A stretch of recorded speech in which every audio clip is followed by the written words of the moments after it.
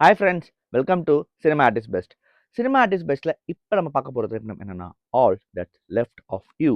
இந்த திரைப்படம் வெளியாண்டு 2025. இது வந்து பார்த்தீங்கன்னா ஒரு ஜோர்டன் நாட்டு திரைப்படம்ங்க. இந்த படத்தின் ரைட்டர் அண்ட் ஆக்டர்ஸில் பார்த்தீங்கன்னா செரியன் டாபிஸ். இந்த திரைப்படத்தில் சாலா பக்ரி சலீம் முதன்மை கதாபாத்திரம் பண்ணியிருக்காரு. அப்புறம் செரியன் டாபிஸ் அனானா அவங்களும் ஒரு முதன்மை கதாபாத்திரம் தான் பண்ணியிருக்காங்க. சரிங்க, all that's left of you என்ன மாதிரி கதைகளும் பார்ப்பேங்க.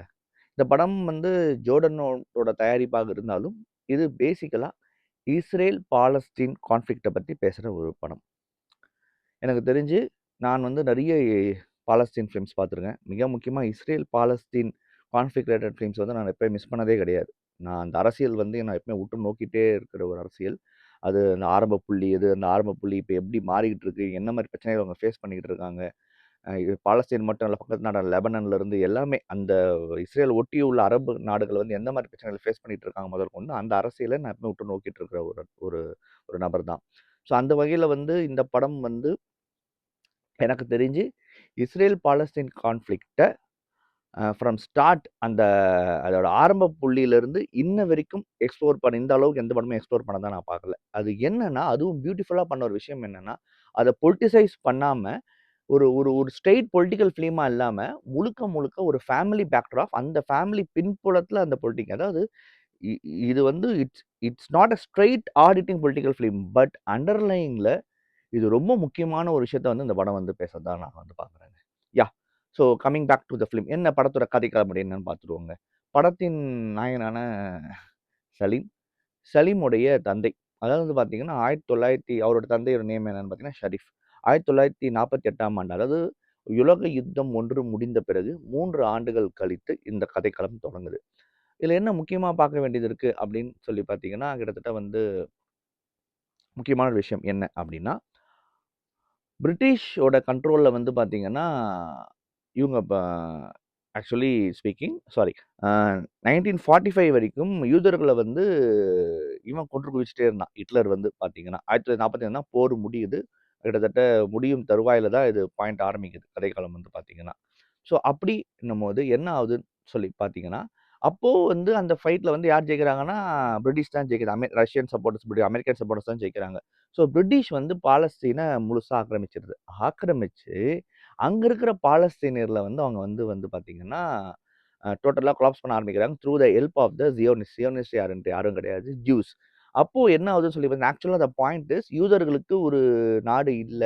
ஒரு கரெக்ட்டான ஒரு அவங்களுக்கு எதுவுமே இல்லாம அப்படி நிற்கதியா நிக்கிறாங்க. பட் அவங்களையெல்லாம் ஒன்று திரட்டி மிக முக்கியம் அமெரிக்கா பண்ண அது ஒரு பொலிட்டிக்கல் பாயிண்ட் தான். ஏன்னா அராப்ஸ வந்து டோட்டலா குளோஸ் பண்ணணும்லாம் பண்ணது தான். ஏன்னா அந்த டைம்ல அவங்க இவங்களுக்கு சப்போர்ட்டா நிக்கலன்ற ஒரு பாயிண்ட்னால அத அவங்க பண்ணாங்க. ஸோ அப்போ அவங்க திரட்டி வந்து என்ன பண்றாங்கன்னா, பாலஸ்தீன வந்து மிக முக்கியமா ஜெருசலத்த வந்து அவங்க வந்து கைப்பற்றுறாங்க. மிக முக்கியமா using the way of through Jews. இப்போ அந்த இடத்துல 1948ல வாழ்ற மிக முக்கியமா ஷாரிஃப் அப்படின்றவரு வந்து பார்த்தீங்கன்னா, நல்ல ஒரு ஒரு ஒரு நல்ல ஒரு வசதியான ஒரு ஆளு. அவருக்குன்னு ஒரு ஆரஞ்சு தோட்டம்லாம் இருக்கு. ரொம்ப ஒரு ஒரு நல்ல வாழ்க்கை வாழ்ந்துட்டு இருக்காரு. இவங்களோட என்ட்ரி உள்ள வந்த அப்புறமா, அவரோட வாழ்க்கை கொலாப்ஸ் ஆக ஆரம்பிக்குது.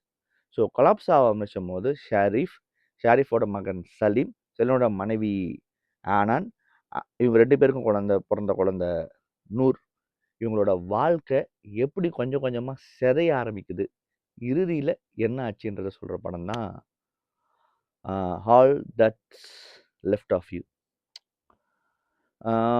One of a very important film. ரொம்ப முக்கியமான ஒரு படம். ஆம், அதாவது ஒரு ஒரு பாயிண்ட்லயுமே இந்த ஃபேமிலி கோ த்ரூ பண்ற அந்த ட்ரௌமா வந்து எவ்வளோ மோசமானதா இருக்கு. என்ன மாரியான ஒரு ஒரு ஒரு ஒரு ட்ரௌமா வந்து அவங்க இன்ன வரைக்கும் ஃபேஸ் பண்ண வேண்டியிருக்கு. ஒரு நீங்க வந்து ஒரு ஒரு ஒருத்தங்கள வந்து தன்னோட சொந்த இடத்துல இருந்து வேற இடத்துக்கு, அதாவது குடிபெயர்தல் சொல்றத விட அத வந்து நம்ம இமிகிரண்ட்டா அனுப்பிச்சிடுறாங்க. ரெஃப்யூஜியா அகதிகளாக மாற்ற இடம் இருக்கு பார்த்தீங்களா? இந்த சொந்த நிலத்துல உன் சொந்த வீட்டுக்குள்ள வந்து, இது உன் சொந்த வீடு கிடையாது. இது இனிமேல் என் வீடுன்னு சொல்லி அடிச்சு தொரத்துனா அவனுக்கு எப்படி இருக்கும்? அந்த வலி தான் அந்த இடத்துல ஆக்சுவலா வந்து இவங்க ஃபேஸ் பண்ண வலி. அந்த வலிய வந்து படம் நெடுக அழகா அந்த கதாபாத்திரம் கடத்தியிருக்காங்க. அந்த பெயின வந்து நம்மளால கோ த்ரூ பண்ண முடியுது. அந்த ட்ரௌமாவ படம் பார்க்கும்போது நமக்குள்ள வந்து அத வந்து ஃபீல் பண்ண வைக்கிற ஒரு பாயிண்ட் இருக்கு பார்த்தீங்களா? அந்த வகையில வந்து பார்த்தீங்கன்னா, ஷெரின் டாபஸ் வந்து பிரமாதமான ஒரு விஷயம் பண்ணியிருக்காங்க. She is the director of the film and she has acted in this film too. கதாநாயகன் நடிச்சும் இருக்காங்க. அது ரொம்ப ஒரு நமக்கு அந்த படம் உள்ள அது ஒரு விஷயம் பண்றது வந்து பெரிய விஷயமா நான் பார்க்குறேன். இந்த இந்த நரேஷன் பாயிண்ட்ல. இந்த படம் நீங்க பார்க்கும் பொழுது, இது வந்து ஒரு ஒரு ஒரு ஒரு பாயிண்ட் ஆஃப் திங்கிங்ல இது வந்து ஒரு கொஞ்சம் வந்து ஒரு ஒரு ஒரு மெலோ டிராமாட்டிக் ஃபீலா இருக்குமா அப்படின்னு உணர்வு ஏற்படும். டெஃபினட்டா கிடையாது. It's drama film. மியூசிக்க ரொம்ப பிரமாதமா பயன்படுத்தியிருந்தாங்க இந்த படத்துல வந்து டைரக்டர் வந்து அவங்க நரேஷனுக்காக. அது பயங்கரமா ஒர்க் ஆயிருந்தது அந்த படத்துல வந்து. That was it's one of a pillar of this film. ஆனா கண்ணுக்கே தெரியாது. மியூசிக்ன்னு ஒண்ணு இருக்குன்றது பாயிண்ட். நமக்கு காதுல கூட பெருசா அந்த மியூசிக் கேட்காது. பட் அது நமக்கு அறியாம ஒரு விஷயத்த இந்த படத்த வந்து பண்ணி கொண்டு போகுது. அது வந்து டைரக்டரோட கைதேர்ந்த விஷயமா தான் நான் பார்க்குறேன். இந்த படத்துல அவங்க எடுத்துட்ட கதைக்கு ஃபுல் ஜஸ்டிஸ் பண்ணியிருக்காங்கங்க. இந்த படத்துல பேசப்படுற ஒரு அரசியல், அந்த ட்ரௌமாவ அந்த அந்த கதாபாத்திரங்கள் மூலியமா மிக முக்கியமா சலீம் அண்ட் ஹானன் ஃபேஸ் பண்ற விஷயத்த வந்து சொல்ற இடங்கள் எல்லாமே பிரமாதமா இருக்கு. எனக்கு முக்கியமா ஒரு பாயிண்ட் வந்து தன்னோட மகனுக்கு ஒரு விஷயம் ஒரு பாயிண்ட் நடக்கும். அந்த இடத்துல வந்து அந்த ஹாஸ்பிட்டல்ல அவங்க கேட்கிற கேள்விகள் வந்து, "இது இப்படி குடுத்தா இது யாருக்குன்னு போய் தெரியணும். இது யாரு பண்ணாங்கன்னு தெரியணும். யாருன்னு தெரியணும்." ஒரு ஒரு ஒரு வசனம் வரும். ரொம்ப முக்கியமான ஒரு வசனம் அது. ஏன்னா, அது ஏன் அப்டின்னா, அதுக்கு ஒரு காரணத்த எடுத்து வைப்பாரு. அவனும் போய் ஒரு கொலைகாரனா, 100 பேர சாவடிக்கணும்னு ஆயிடக்கூடாது. அவன் தானே அவனுக்கு தானே அது போய் சேரும்ன்ற மாரி ஒரு பாயிண்ட்லாம் ரைட்டிங்ல ரொம்ப பிரமாதமா அந்த டயலாக்ஸுமே அதெல்லாம் ரொம்ப பவர்ஃபுல்லா இருந்ததா நான் பார்க்குறேன். ரொம்ப பவர்ஃபுல்லான ஒரு ஒரு விஷயம் தான் இந்த படம். நீங்க பார்க்க இந்த படம் போயிட்டு இருக்கும்போதே உங்களுக்கு அது ஃபீல் ஆக ஆரம்பிச்சுரும். வெரி பவர்ஃபுல் ஃபிலிம்ன்றது உங்களுக்கு உணர ஆரம்பிச்சுருவீங்க. இந்த படத்துல வந்து பார்த்தீங்கன்னா நடிச்ச நடிகைகள்ல வந்து சலிமா பண்ண பக்ரியோட பெர்ஃபார்மன்ஸ் ரொம்ப நல்லாவே பண்ணியிருந்தாரு. அதாவது கிட்டத்தட்ட வந்து ஒரு 3 விதமான தோற்றங்கள்ல வருவாரு. 3 விதமான ஒரு அவருக்கு ஒரு டிரான்ஸ்ஃபார்மேஷன். அந்த 3த்துமே ரொம்ப பிரமாதமா பண்ணியிருந்தாரு. அந்த வலிய வந்து அவரு நெடுக இருக்கிறது வந்து ரொம்ப சூப்பரா இருந்தது. முக்கியமா ஒரு ஒரு ஒரு பர்ட்டிகுலர் காட்சியில வந்து தான் மகன காப்பாத்த தன்ன தானே தன்னையும் தன் குடும்பத்தையும் தாழ்த்திக்கிற ஒரு பாயிண்ட் இருக்கும். அதனால அவருக்கும் அவங்க மகனுக்கு உண்டான ஒரு கான்ஃப்ளிக்ட். அந்த இடம் வந்து ஒரு பெர்ஃபார்மன்ஸ்ல வந்து அந்த அந்த அந்த இடமே வந்து ரொம்ப ரொம்ப உருக்குன ஒரு இடம்.